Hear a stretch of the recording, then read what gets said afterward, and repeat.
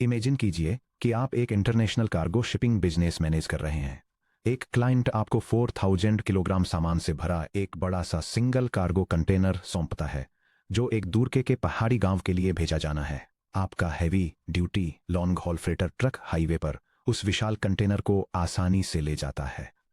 लेकिन जब आपकी शिपमेंट माउंटेन ट्रांसफर हब पर पहुंचती है, तो आपको पता चलता है कि लोकल एक्सेस रोड पर पाबंदी है। छोटे फीडर ट्रक एक ट्रिप में मैक्सिमम 1500 किलोग्राम पेलोड ही ले जा सकते हैं। आप सिंपली ओवरसाइज्ड कंटेनर को डंप नहीं कर सकते या डिलीवरी को छोड़ नहीं सकते। इसके बजाय आपकी लॉजिस्टिक्स टीम को कार्गो को रिपैक करना होगा। आप बड़े शिपमेंट को छोटे स्टैंडर्ड बॉक्सों में तोड़ते हैं, जो फीडर ट्रक की वेट लिमिट में फिट होते हैं।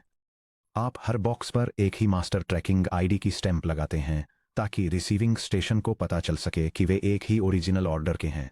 आप सीक्वेंस टैग्स ऑफसेट्स अटैच करते हैं, ताकि विलेज डिपो बॉक्सों को बिल्कुल सही ओरिजिनल ऑर्डर में लगा सके। आप शुरुआती बॉक्सों पर मोर कार्गो फॉलोइंग फ्लैग मार्क करते हैं और सबसे आखिरी बॉक्स पर फ्लैग को क्लियर कर देते हैं, ताकि रिसीवर को पता चल जाए कि शिपमेंट कब कंप्लीट हुई है। इंटरनेट लेयर में राउटर्स हर मिलीसेकंड इसी दुविधा का सामना करते हैं। जब किसी एप्लीकेशन द्वारा जनरेट किया गया IP datagram physical network link द्वारा सपोर्टेड मैक्सिमम फ्रेम साइज से बड़ा होता है, तो आईपी क्रैश नहीं होता है। यह डेटाग्राम को छोटे सेल्फ कंटेंट टुकड़ों में स्लाइस करने, उन्हें रिस्ट्रिक्टिव लिंक पर इंडिपेंडेंटली ट्रांसमिट करने और डेस्टिनेशन पर उन्हें सीमलेसली रीअसेंबल करने के लिए आईपी फ्रेगमेंटेशन का इस्तेमाल करता है। यह समझने के लिए कि राउटर्स यूजर डेटा को करप्ट किए बिना इस रीपैकिंग को कैसे एग्जीक्यूट करते हैं, हमें सबसे पहले हर कंटेनर पर चिपकाए गए कंट्रोल लेबल का डाइसेक्शन करना होगा। IPv4 datagram header. Section break. The IPv4 datagram header blueprint. हर IPv4 पैकेट में 2 अलग अलग पार्ट्स होते हैं। एक हेडर जो कंट्रोल और राउटिंग मेटाडेटा कैरी करता है, और एक पेलोड एक्चुअल डेटा जो TCP या UDP जैसे ट्रांसपोर्ट लेयर प्रोटोकॉल्स से पास होकर आता है। ऑप्शनल पैरामीटर्स के बिना base IPv4 header exactly 20 bytes लंबा होता है। अगर ऑप्शंस अपेंड किए जाते हैं, तो ये मैक्सिमम 60 बाइट्स तक एक्सपेंड हो सकता है। यह diagram standard IPv4 header structure को समझाता है और दिखाता है कि कैसे packet length, fragment offset, time to live, protocol और सोर्स और डेस्टिनेशन IP एड्रेस जैसे डेटा फील्ड्स 32 बिट वर्ड्स में अरेंज्ड होते हैं। चलिए इनमें से हर फील्ड को डाइसेक्ट करते हैं और उन एग्जैक्ट मैथमेटिकल कन्वर्जन रूल्स को हाईलाइट करते हैं जो गेट एग्जाम में अक्सर टारगेट किए जाते हैं। Section break. Version 4 bits. ये हेडर को कंस्ट्रक्ट करने के लिए यूज किए गए IP प्रोटोकॉल वर्जन को आइडेंटिफाई करता है। IPv4 के लिए यह बाइनरी वैल्यू हमेशा 0100 डेसिमल 4 होती है। अगर किसी राउटर को ऐसा पैकेट मिलता है जिसका वर्जन फील्ड 0110 डेसिमल 6 पर सेट है, तो उसे पता चल जाता है कि उसे इसके बजाय IPv6 पार्सिंग रूल्स का यूज करके पैकेट को प्रोसेस करना होगा। Section break. Header length HLEN 4 bits की IP हेडर में ऑप्शनल फील्ड्स शामिल हो सकते हैं, इसलिए रिसीविंग नेटवर्क कार्ड्स को सटीक रूप से पता होना चाहिए कि IP हेडर कहां खत्म होता है और एक्चुअल पेलोड डेटा कहां से शुरू होता है। HLEN फील्ड IP हेडर की लेंथ स्टोर करता है। हालांकि क्योंकि HLEN को केवल 4 बिट्स एलोकेट किए गए हैं, इसलिए मैक्सिमम डेसिमल नंबर जो ये रिप्रेजेंट कर सकता है वह 2 to the power of 4 - 1 = 15 है। एक 4 बिट फील्ड 60 बाइट हेडर को कैसे रिप्रेजेंट कर सकता है? GATE rule number 1 the 4 byte scaling factor. HLEN field individual bytes को काउंट नहीं करता है। यह हेडर लेंथ को 4 बाइट वर्डस 32 बिट वर्डस की यूनिट्स में मेजर करता है। Header length in bytes equal to HLEN value times 4। Minimum header size no options 20 bytes. HLEN equals 20 bytes divided by 4, which equals 5, binary 0101. Maximum header size with options 60 bytes. HLEN equals 60 bytes divided by 4, which equals 15, binary 1111. Common exam trap. अगर कोई question यह state करता है कि HLEN equal to 0111 base 2 decimal 7 है, तो actual header size 7 bytes नहीं है। यह 7 times 4 equal to 28 बाइट्स है। पेलोड बाइट ऑफसेट 28 से स्टार्ट होता है, जिसका मतलब है कि वहां 28 - 20 = 8 बाइट्स ऑफ ऑप्शंस प्रेजेंट हैं। Section break. 3 type of service या DSCP और ECN 8 bits. Originally type of service TOS के रूप में प्रायोरिटी लेवल स्पेसिफाई करने के लिए इंट्रोड्यूस किया गया था। इस बाइट को 2 मॉडर्न मैकेनिज्म में रीडिफाइन किया गया है। Differentiated services code point DSCP 6 bits quality of service QoS routers द्वारा रियल टाइम ट्रैफिक जैसे VoIP कॉल्स या लाइव वीडियो को नॉन अर्जेंट बैकग्राउंड ट्रैफिक जैसे बल्क फाइल डाउनलोड्स पर प्रायोरिटी देने के लिए यूज होता है।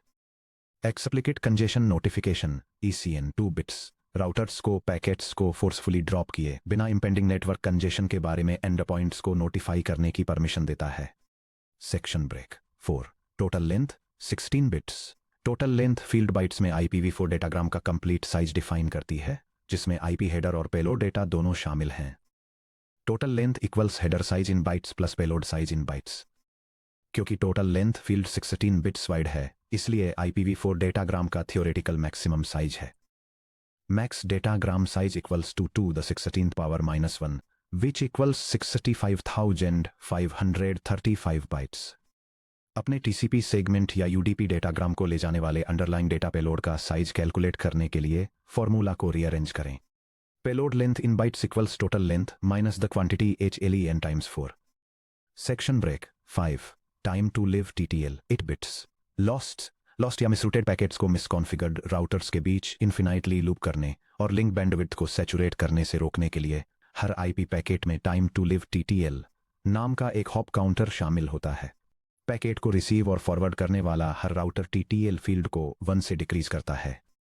अगर किसी राउटर को TTL इक्वल टू 1 वाला पैकेट मिलता है और वह इसे डिक्रीज करके 0 कर देता है तो राउटर तुरंत पैकेट को ड्रॉप कर देता है और सोर्स IP एड्रेस पर एक ICMP time exceeded type 11 code 0 error message वापस ट्रांसमिट करता है।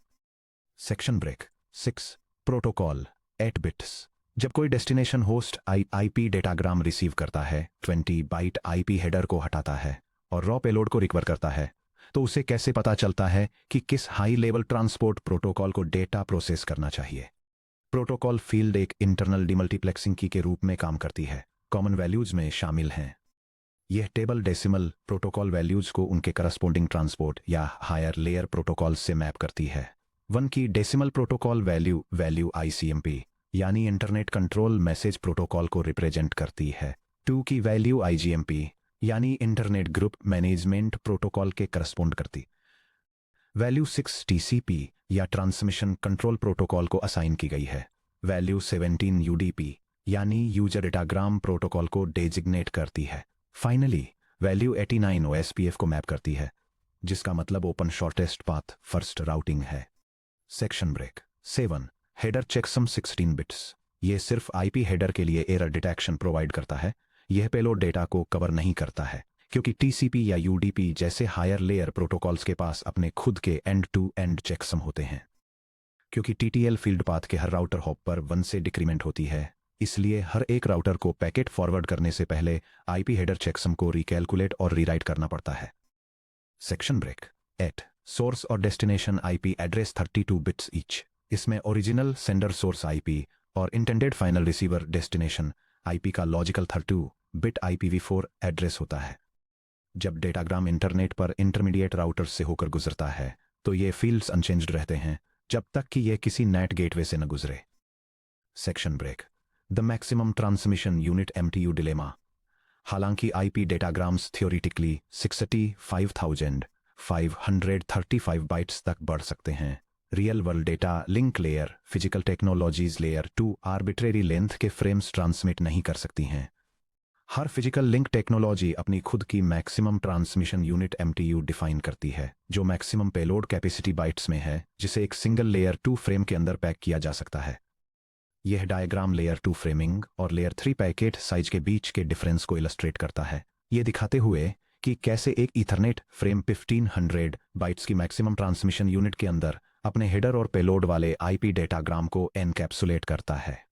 Standard ethernet MTU 1500 bytes wifi 802.11 MTU 2272 bytes PPPoE DSL connections MTU 1492 bytes जेक router high speed backbone interface पर 3000 बाइट्स साइज का IP डेटाग्राम रिसीव करता है और इसे 1500 बाइट्स के MTU वाले ईथरनेट इंटरफेस पर फॉरवर्ड करने की जरूरत होती है तो राउटर फ्रेम को एक सिंगल यूनिट के रूप में वायर पर स्क्वीज नहीं कर सकता। इसे IP फ्रेगमेंटेशन परफॉर्म करना होगा। Section break. The mechanics of IP fragmentation and reassembly. Fragmentation को हैंडल करने के लिए IPv4 अपने हेडर का word 232 bits 3 core metadata fields को डेडिकेट करता है। यह diagram internet protocol version 4 packet header में सेकंड 32 बिट वर्ड के स्ट्रक्चर को इलस्ट्रेट करता है, जिसमें 16 bit identification field, don't fragment और मोर फ्रेगमेंट्स के कंट्रोल फ्लैग्स और पैकेट फ्रेगमेंटेशन और रीअसेंबली को मैनेज करने के लिए यूज होने वाले 13 बिट फ्रेगमेंट ऑफसेट फील्ड की डिटेल दी गई है। आइडेंटिफिकेशन 16 बिट्स सेंडिंग होस्ट द्वारा एक आईपी डेटाग्राम को आइडेंटिफाई करने के लिए असाइन किया गया एक यूनिक इंटीजर। जब कोई राउटर एक बड़े डेटाग्राम को 3 छोटे फ्रेगमेंट में ब्रेक करता है, तो तीनों fragment exact same identification number copy और रिटेन करते हैं। यह डेस्टिनेशन होस्ट को आने वाले फ्रेगमेंट को उनके ओरिजिनल पेरेंट डेटाग्राम में फिर से रिग्रुप करने की परमिशन देता है। Flags 3 bits. बिट 0 रिजर्व्ड, इसे हमेशा 0 पर सेट किया जाना चाहिए। Bit 1 don't fragment DF। अगर DF इक्वल टू 1 है तो ये राउटर्स को बताता है कि किसी भी सिचुएशन में इस पैकेट को फ्रेगमेंट मत करो। अगर पैकेट किसी लिंक के MTU को एक्सीड करता है तो राउटर पैकेट को ड्रॉप कर देता है और एक ICMP destination unreachable fragmentation needed type 3 code 4 error return करता है। अगर DF इक्वल टू 0 है तो जरूरत पड़ने पर राउटर्स को पैकेट फ्रेगमेंट करने की परमिशन होती है। बिट 2 मोर फ्रेगमेंट MF। अगर MF इक्वल टू 1 है तो यह डेस्टिनेशन को सिग्नल देता है कि इस पैकेट के और फ्रेगमेंट आ रहे हैं। लास्ट वाले को छोड़कर बाकी सभी फ्रेगमेंट पर यह सेट होता है। अगर MF इक्वल टू 0 है तो यह सिग्नल देता है कि यह स्पेसिफिक फ्रेगमेंट डेटाग्राम का बिल्कुल लास्ट फ्रेगमेंट है या फिर पैकेट कभी फ्रेगमेंट हुआ ही नहीं था। Section break.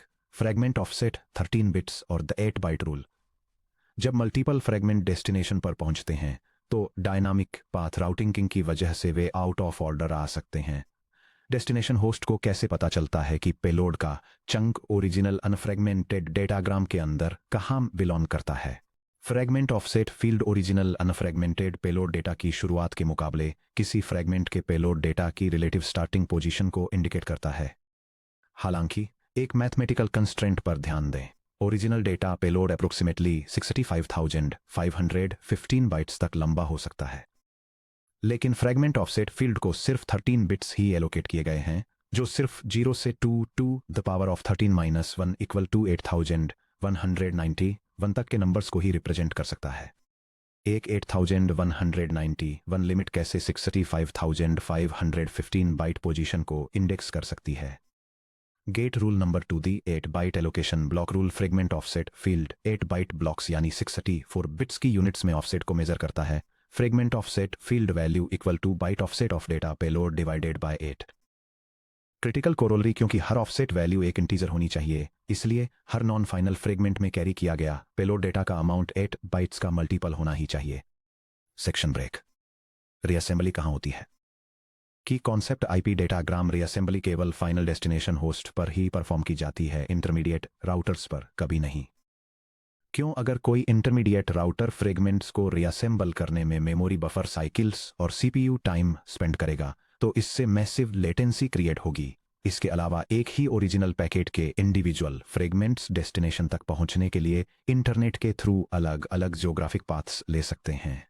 Section break. Step by step fragmentation maths GATE master class. चलिए पास्ट गेट एग्जाम प्रॉब्लम्स पर डायरेक्टली बेस्ड एक complete step by step mathematical example को समझते हैं। Scenario parameters original packet size total length equal to 4000 bytes IPv4 header size 20 bytes HLN equal to 25 no options identification 10,520 to outbound link MTU 1500 bytes. Section break. Step 1 calculate total data payload to transport. Original data payload equals total length minus header size, which equals 4000 minus 20, which equals 3980 bytes. Section break. Step 2 determine maximum payload per fragment. Her output fragment 1500 bytes के link MTU के अंदर fit होना चाहिए और उसे अपने खुद के 20 byte IP header की जरूरत होती है। Max raw payload space equals MTU minus header size, which equals 1500 minus 20. which equals 1480 bytes. अब हम 8 बाइट रूल को वेरीफाई करते हैं। क्या 1488 से डिविजिबल है? 1480 divided by 8 equals 185 exact integer. क्योंकि 1488 का एक मल्टीपल है, इसलिए हर intermediate fragment maximum 1480 payload bytes carry कर सकता है। Section break. Step 3, calculate the number of fragments. Number of fragments equals the ceiling of total payload divided by max payload per fragment, which equals the ceiling of 3980 divided by 1480, which equals the ceiling of 2.689, which equals 3 fragments. Step 4. Each fragment के header values construct करें. Fragment 1, data bytes carried, bytes 0 through 1479, total 1480 bytes. Total length 1480 payload plus 20 he header equal to 1500 bytes. Identification 10522, DF flag 0, MF flag 1, more fragments follow. Fragment offset, start set payload byte 0. Offset equals 0 divided by 8, which equals 0. Fragment 2, data bytes carried, bytes 1480 through 2959, total 1480 bytes. Total length 1480 payload plus 20 header equal to 1500 bytes. Identification 10522, DF flag 0, MF flag 1, more fragments follow. Fragment offset starts at payload byte 1480. Offset equals 1480 divided by 8 equals 185. Fragment 3, the final fragment. Remaining payload data 3980 minus 1480 plus 1480 equal to 1020 bytes. Data bytes carried, bytes 2960 through 3979, total 1020 bytes. Total length 1020 payload plus 20 header equal to 1040 bytes. Identification 10522, DF flag 0, MF flag 0. Last fragment. Fragment offset starts at payload by 2960. Offset equals 2960 divided by 8 equals 370. Comprehensive Mathematical Summary Table. यह table illustrate करती है कि कैसे एक 4000 bite IP datagram 1500 bytes की maximum transmission unit में fit होने के लिए 3 स्मॉलर फ्रेगमेंट्स में स्प्लिट होता है, जिसमें हर फ्रेगमेंट का size, payload ranges, control flags और ऑफसेट वैल्यूज दिखाए गए हैं. नोटिस, ऑल 3 फ्रेगमेंट्स में ट्रांसमिट हुआ total payload 1480 plus 1480 plus 1020 equal to 3980 bytes. Exact original payload preserve किया गया है. The GATE trap, non 8 divisible MTU limits. क्या होगा अगर MTU minus header size directly 8 से डिविजिबल ना हो? यह एडवांस्ड इंजीनियरिंग एग्जाम्स में यूज होने वाली सबसे कॉमन ट्रिक्स में से एक है. चलिए देखते हैं कि इसे कैसे हैंडल करना है. Scenario, datagram size 2000 bytes, header equal to 20 bytes, payload equal to 1980 bytes, outbound link MTU 700 bytes. Execution, max raw payload space equal to 700 minus 20 equal to 680 bytes. Test 8 byte divisibility. 680 divided by 8 equals 85 exact integer. यहाँ 680 8 से divisible है, इसलिए पर non final fragment max payload 680 bytes है. अब क्या हो अगर MTU 705 बाइट्स था? Max raw payload space equal to 705 minus 20 equal to 685 bytes. 8 byte divisibility test कीजिए. 685 divided by 8 equals 85.625 not an integer. Non divisible MTU के लिए गेट गोल्डन रूल, आपको नियरेस्ट मल्टीपल ऑफ 8 तक राउंड डाउन करना ही होगा. Actual max payload equal to floor of MTU minus header size divided by 8 times 8. MTU equal to 705 के लिए actual max payload equal to floor of 85.625 times 8, which equal to 85 times 8, which equal to 680 bytes. भले ही 705 byte MTU में technically और physically 685 payload bytes fit हो सकते थे, फिर भी IP को 5 बाइट्स कैपेसिटी ड्रॉप करनी होगी और पर नॉन फाइनल फ्रेगमेंट सिर्फ 680 बाइट्स पेलोड ही ले जाना होगा, ताकि फ्रेगमेंट 2 का स्टार्टिंग ऑफसेट एक वैलिड इंटीजर बना रहे. Section break. Path MTU discovery PMTUD. Fragmentation को पूरी तरह अवॉइड करना. हालांकि फ्रेगमेंटेशन रिलायबली काम करता है, फिर भी इसमें सिग्निफिकेंट आर्किटेक्चरल ओवरहेड होता है. अगर ट्रांसिट में 10 में से एक भी फ्रेगमेंट ड्रॉप या का करप्ट हो जाता है तो डेस्टिनेशन होस्ट डेटाग्राम को रीअसेंबल नहीं कर सकता। Entire parent IP datagram invalidate हो जाता है, जिससे टीसीपी को पूरा लार्ज सेगमेंट रिट्रांसमिट करने के लिए मजबूर होना पड़ता है। हेडर्स को स्लाइस करने में राउटर सीपीयू साइकिल्स कंज्यूम होते हैं। फ्रेगमेंटेशन को पूरी तरह से अवॉइड करने के लिए modern operating systems path MTU discovery PMTUD perform करते हैं। यह डायग्राम एक सोर्स होस्ट और राउटर के बीच पाथ एमटीयू डिस्कवरी प्रोसेस को इलस्ट्रेट करता है।